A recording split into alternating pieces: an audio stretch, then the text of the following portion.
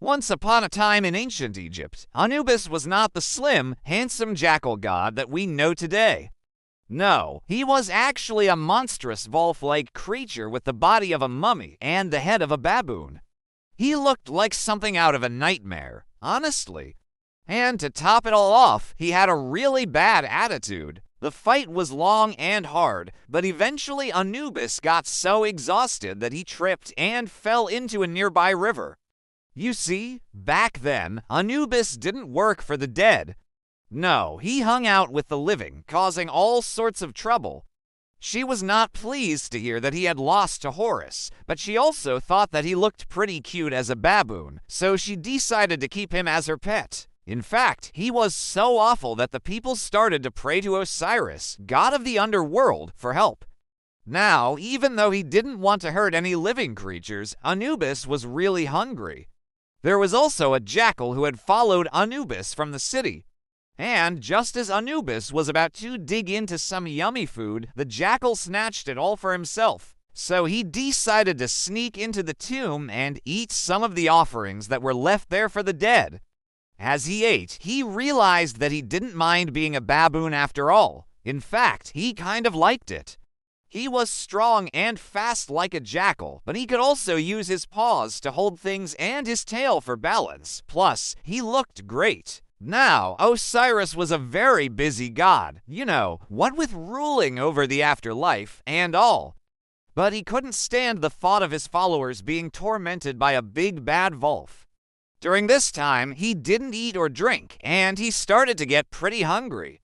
He told Anubis that he had been watching him and was pleased with how he had handled himself. In fact, Thoth was so impressed that he offered Anubis a place at his side in the afterlife.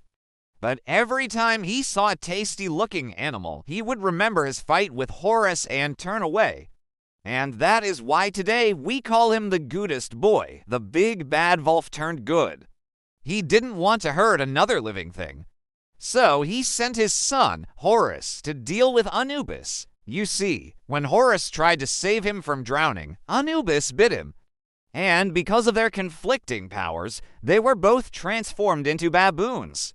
I mean, sure, baboons were cool and all, but he used to be a big, bad wolf, and now he was stuck looking like a monkey. Not happy. When Horus took on his father's wolf form, Anubis thought he was just another annoying little kid. That was until Horus started kicking his butt. Now, this wouldn't have been so bad if Anubis hadn't transformed into his wolf form at the last second. How was he supposed to rule the underworld and collect the souls of the dead when he was stuck playing fetch with a baboon? He tried to explain this to Nephthys, but she just wouldn't listen. She was too busy adoring her new little baboon baby.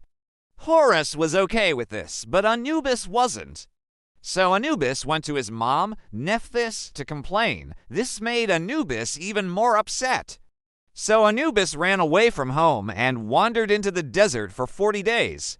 Well, after 40 days, Anubis came across a group of humans who were building a tomb. Unfortunately, he was not the only one who had this idea.